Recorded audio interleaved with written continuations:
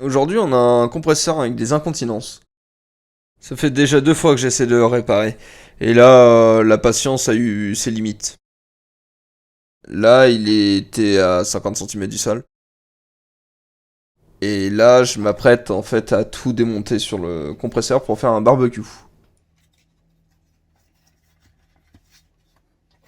Là, en fait, je m'acharne à le tourner, mais j'y arrivais pas et je voulais à tout prix pas couper les câbles. Je me suis dit, au cas où, je peux m'en servir un jour.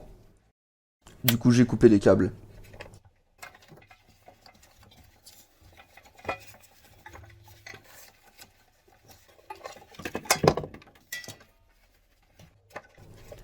Et là, voilà, j'ai plus les câbles. Je peux donc tourner ce pressostat et donc, du coup le dévisser pour continuer ce que je suis en train de faire quoi. J'ai vraiment tourné longtemps entre avant les câbles et après j'ai tourné longtemps. Mais j'ai trouvé une nouvelle solution.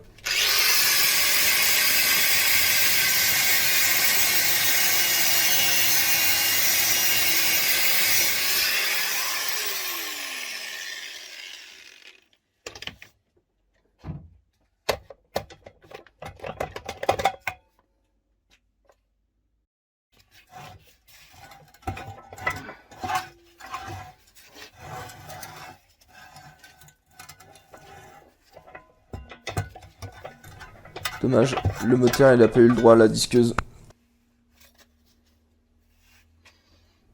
Et là, attention, je m'apprête à faire des mesures pour pouvoir couper tout simplement droit et que ça soit esthétiquement joli.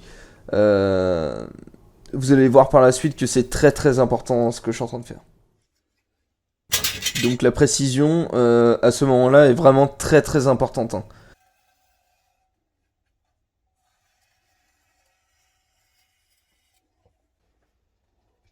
Là c'est pareil, faut faire super gaffe que cette ligne-là soit en face de l'autre.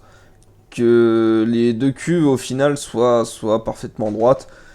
Euh, voilà.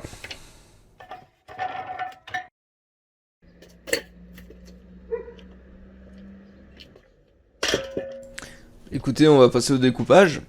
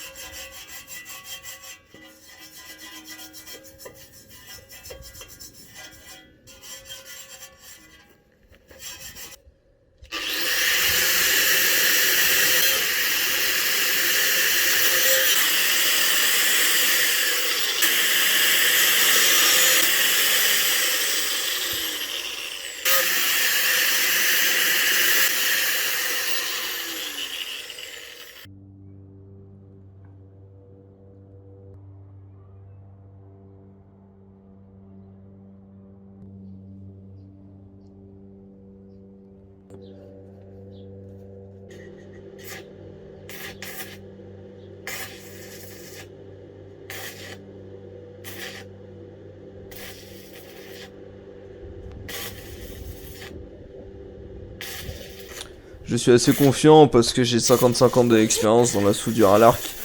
Et là, pour le coup, c'est vraiment un truc minime à faire, hein.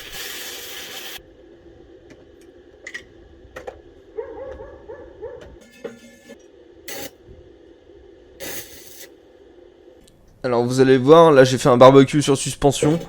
C'est pas la meilleure des choses. Donc j'ai décidé de, voilà, de mettre une plaque.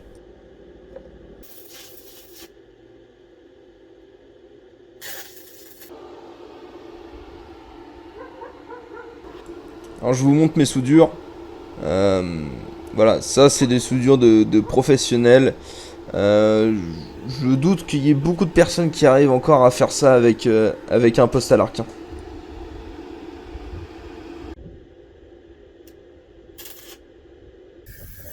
Là en fait dans mon placard j'ai trouvé une bombe lacrymogène qui peint en noir. Donc c'est une peinture haute température donc. Là, je peins l'intérieur du barbecue parce que c'est bien connu, hein, on mène au charbon, il y a les flammes, il y a les merguez, tout ça, mais souvent le fond il est pas beau. Et moi j'avais envie qu'il soit beau. Donc je mets de lacrymogène au fond du barbecue.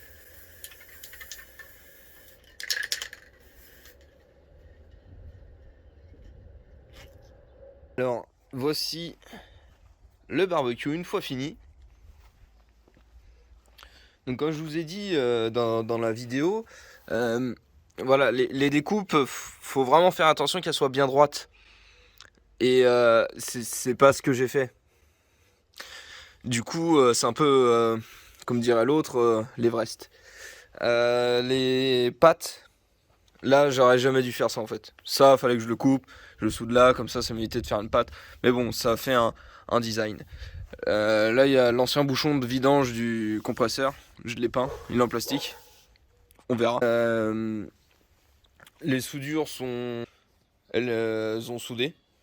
Malgré qu'il ait un aspect, un look assez discutable, je me suis permis de faire un peu de décoration. C'est pas le reflet, c'est peint. Mais on a l'impression que c'est le reflet. Et du coup, la peinture que j'ai achetée à Action, elle demande, après 1 heure de séchage, de la chauffer à 160 degrés. Mais comment je peux faire chauffer ça à 160 degrés, sachant que j'ai pas de four qui a cette taille là? Donc la solution c'est de supprimer le problème. Donc je vais pas le chauffer à 160 degrés parce qu'il faut le faire pendant 1 heure.